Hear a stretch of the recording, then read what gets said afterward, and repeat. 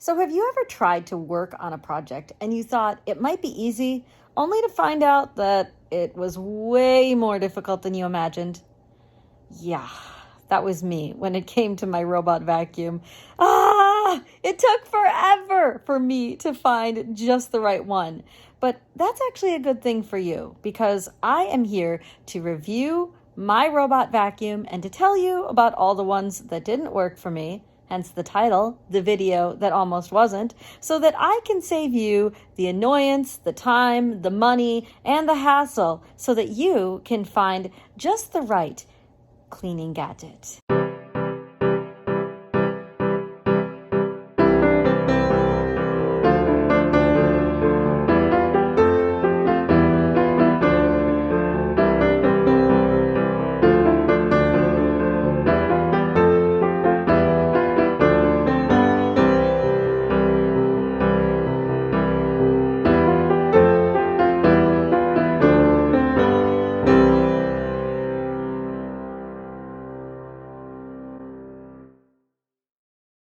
I decided to get a robot vacuum because they clean a lot deeper than, say, your average vacuum. They get a lot more dust and dirt and hair, and they do the work for you. It sounds ideal, right? It really is, but not until you find the right one. Here's my robot vacuum story. So the first robot vacuum that I tried was called the Corredy R750. Now, the 750 was great in that it was very user-friendly. It came with a remote control, extra side brushes, an extra filter. I really liked it and thought it would be a great vacuum. But when I got it, I discovered that it didn't have the mapping feature that I'm looking for. Now, it's important to have a mapping feature, otherwise your robot just kind of goes randomly. And I've read that when you have a robot that maps your home, it is 98% accurate as compared to about a 60% accuracy rating for a robot that just randomly cleans your home. And so I knew after watching that robot for a few days that it was going to be really important to have one that was mapping my home correctly. So I went in search of a good mapping robot. I watched a lot of YouTube reviews, kind of like I'm posting now, and I read a lot of articles on what makes a robot good at mapping an apartment. And what I found is that most of these robot vacuums use some brand new technology that autonomous vehicles use, that drones use, that even the iPhone 12 Pros and on use. And that's called LIDAR. And that stands for Light Detection Range. And what that means is it uses a camera and it uses laser points and it measures the pulse of light. And it measures the time and the distance, and it uses the in-depth cameras to help it scan areas, to map areas, to figure out where it's going, and to do it very quickly. So it actually will measure out about 1,000 pulses of light from the object in about 1 second. It's pretty incredible technology. It's actually pretty hard to explain, I think. And so I'm going to link an article from CNET about how LiDAR is being used in the new phones and in Apple's products and what it can do and how cool it can be for you. And so enjoy this. It's a little extra tech, but it explains LiDAR in a much better way than I can because we all know that CNET is probably smarter than me. So I found the Dbot Osmo 920, and it uses LiDAR technology to map a room. And I was really excited about it because I thought, this is great. This is what I'm looking for. And then I got it. And unfortunately, it was not mapping my home correctly. It would only go a short distance and then it would return back to its charging base. And I tried everything from restarting it to remapping and nothing worked. I called the customer service line and after a week I realized this wasn't the one for me. So I returned it. Thank goodness for Amazon's return policy and how easy they make returns, by the way. That's been a real lifesaver for me. So then my thought process was, what if I could get a more budget-friendly robot with the LiDAR technology that would map? Doesn't that sound like a genius idea? Yeah, I thought so too. But unfortunately, I looked and found one that I thought was going to work, and it didn't. That was the Ameray 980, and it had the LIDAR technology, and it was budget friendly. It was around $200 on Amazon. I was really looking forward to it. I opened it up and I tried it out, only to find that, unfortunately, this vacuum would not go on my area rug. And this area rug here, as you can see, is big and it is thick. And what I discovered is not every robot vacuum will work on it.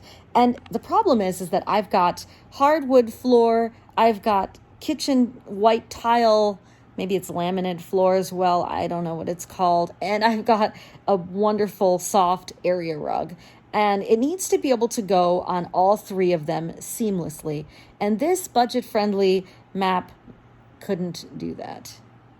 And this budget-friendly robot couldn't do that, even though it had a wonderful mapping system.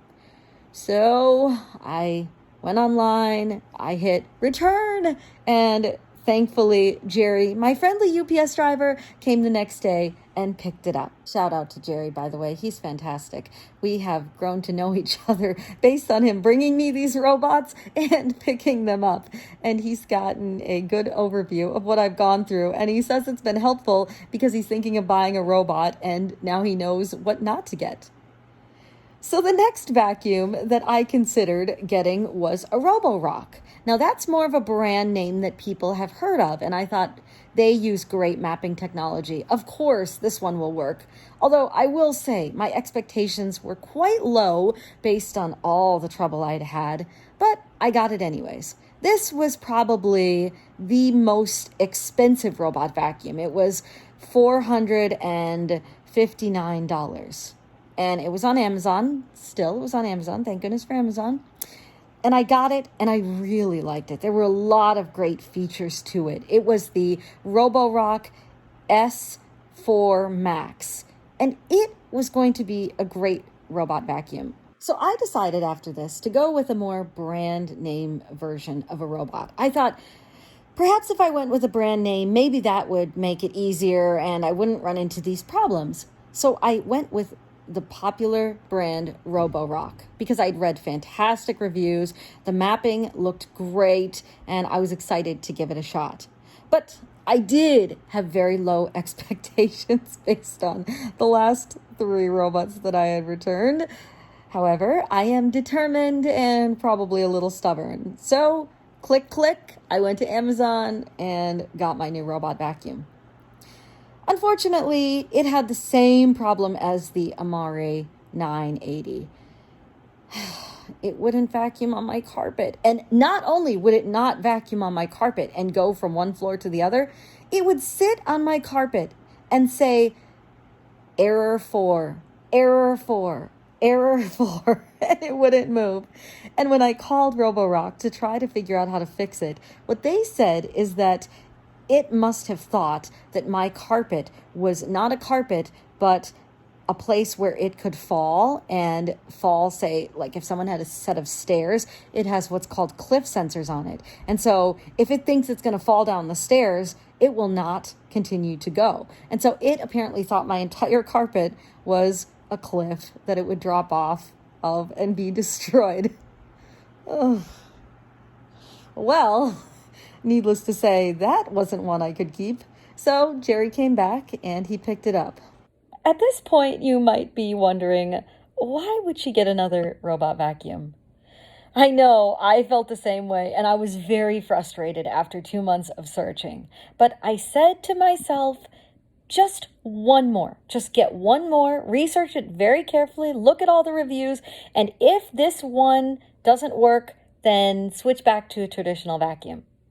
But this video, as you know, is entitled The Video That Almost Wasn't. And the key word there is almost. I am delighted to introduce you to my new robot vacuum. Just not in this video. So to be continued until next week, where I will show you how my robot vacuum works, how cool it is, how well it cleans, and what it does, and why it was such a great investment. Thank you so much for watching my video. I have enjoyed having you along on this part of the journey, as frustrating as it was.